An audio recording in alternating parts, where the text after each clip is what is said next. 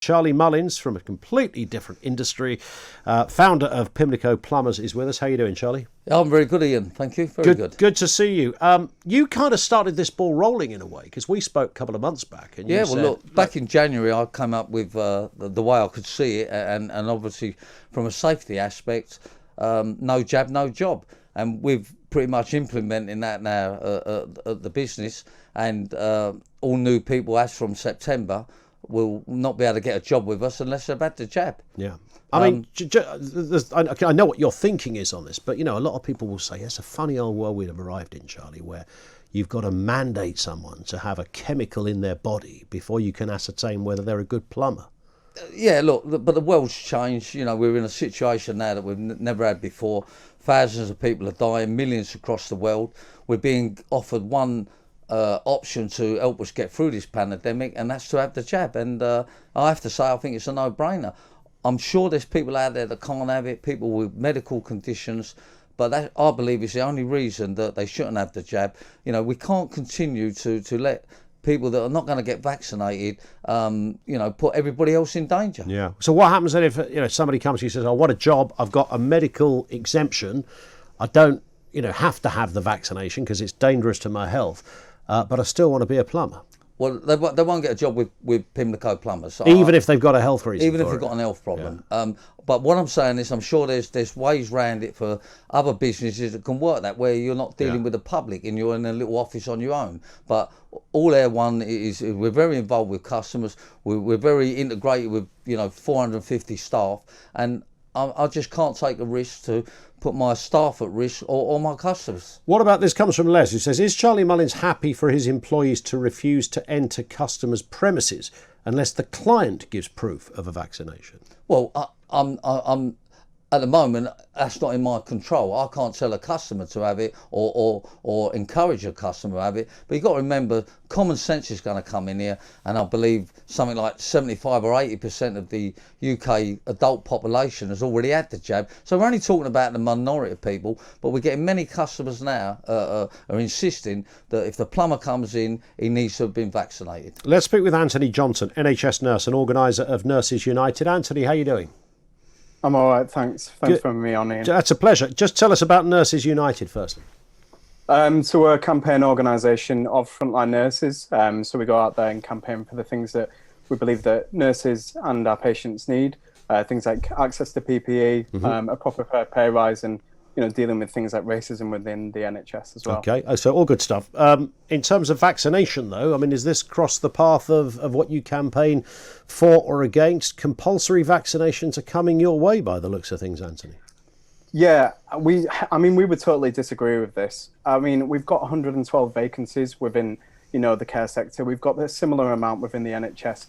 And to be going and putting patient safety at risk by going and causing more vacancies is not the right solution, really. Most people who work within the NHS and within social care have had the vaccine.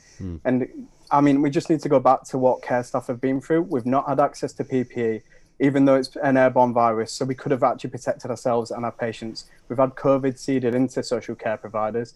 We've still not had an effective test and trace system. It feels like the government's passing the buck and going and blaming frontline NHS professionals or social care professionals for the fact that the virus ran rampant, because that's the reason why people were put at risk. Is incompetence that we had throughout this pandemic, not frontline staff. But the jab is here now. I mean, what about Charlie's point, which was very simple? He can't put his staff at risk, and he doesn't want, therefore, to put customers at risk either. So, following on from that, I mean, you work in an area where clearly most people you come into contact with, and your colleagues do, are vulnerable.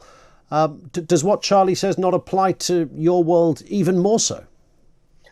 Yeah, but I'm a public health nurse by background, and what I used to do is spend quite a lot of time trying to get people to uptake vaccines, and it would take a long time to do it. As a health visitor, I was working with families sometimes for years to get them to access vaccination, and I know that we feel like we don't have enough time, but that's the only way we're going to be able to convince people. I mean, this probably isn't going to be able to be applicable in employment law. If you suddenly change people's contracts midway through, people are going to take it to the courts. it's not going to hold up. And as I said, it's going to put more patients at risk because we can't afford to lose these care providers or these nurses. But look, Anthony, I'm just going to have to make you wrong there. First of all, when it goes to employment law, you can change people's contracts. You can't force them to sign it. But if they agree that they have the jab and you make an amendment to their contract, it's not an issue. You've got all these people keep coming on about employment. But Charlie, they have to accept that. They have to be willing to sign it. They might be willing. But they might be willing to do it for Pimlico Plumbers. But if we've got the vacancy rates within social care providers, no, hold on, I'm going to stop. Anthony, I'm going to stop you again, fella.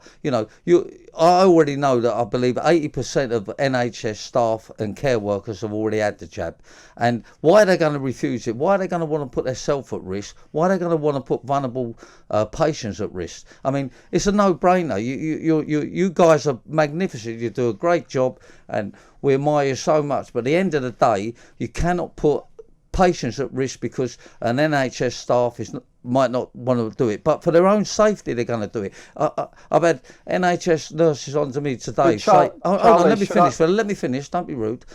What I'm saying to you is that the one that came on to me today said, you know, she's lost members of staff that, as you said, weren't geared up to have the virus. She's lost patients that have had it, a young girl with disabilities and a carer worker, she says, passed that virus on to her, and the young lady died. Her father is adamant about that. So you've got to look at the safety aspect. That's what it's about here. It's not about, you know, who don't want it and why they don't want it in human rights. The world's changed. We need to follow suit, and we need to safeguard everybody as possible and quickly as we can. It's now on offer. 3 months from now, everyone, probably 90% of the UK population will have had it, and we'll get back to some form of normality. Anthony, the headline there is, it's a no-brainer from Charlie.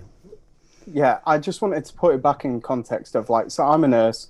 If I was to say that anything that's out there, if I wanted to offer antipsychotic medication to a patient and I know it's in their best interest, if they've got capacity to deny it and they don't want to consent to it, I'm not able to force them into doing it. I think it's a real No dangerous one's forcing precedent. anyone, Anthony. No one's But you're forcing saying them. that that's what they'll do, because how are people going to be able to afford to live, Charlie?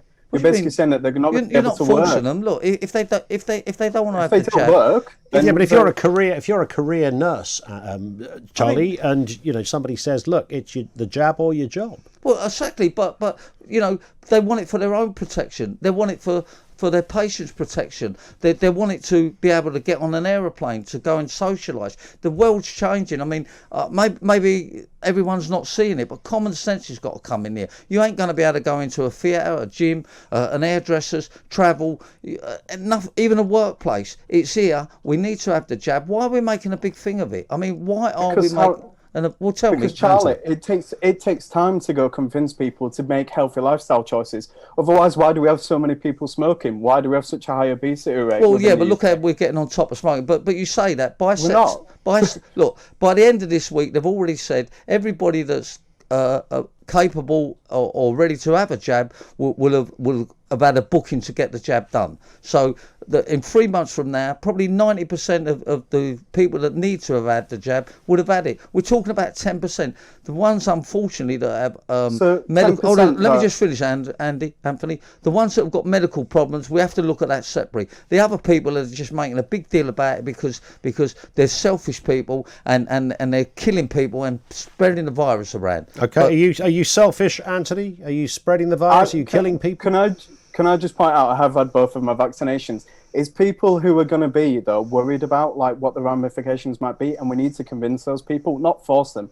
That 10% that you're talking about, Charlie, is around about 160,000 NHS workers. Yeah, if any of them are front line, do you think that we can lose them in the middle of a pandemic? No, of course you can't. But you can't have the tail wagging the dog. You've either got to have somebody who's a leader and says this is the way to get through it. This is what we need to do, and that's all we're saying. No, but you keep using this word force. No one's forcing anybody. They have a choice, and they have a choice with coming and work for us. If you had the vaccination, we'll give you a great job and look after you. But it's not a choice, Charlie, is it? It's not a choice if it's your job or your jab. And you've got a career. You've done 16 years in the NHS, a great track record of looking after people, saving lives. Which and somebody is wonderful. says, sorry, you're not going to have the jab.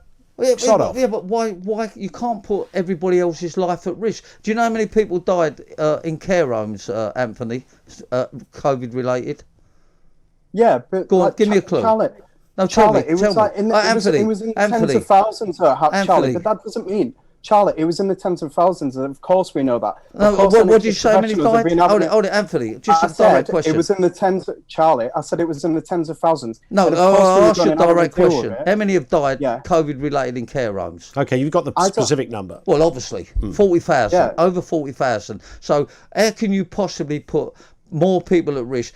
40,000, that's a third of... But Charlie, do we have test and trace in place right now? Look, do we I'm have not talking PPE about in that place nonsense. right now? Let's get to the point. It's all about... because the vaccine. No, because it is, because it's relevant. Because if the vaccine escapes, which it currently does with the Delta variant, and we've got a 30% escape rate with double dosing, then it means that we're going to have more vaccinations. Oh, and we well, still don't provide you- adequate frontline protection for frontline NHS staff or care providers. If the people, So you want to go blame like people for the fact that they're going to make a decision because they're worried, rather than going and trying to understand them or trying to convince them to change their mind. All right, my turn. We've been in lockdown for over 18 months. The economy's come to a standstill. We can't travel, we can't socialise, kids can't go to school.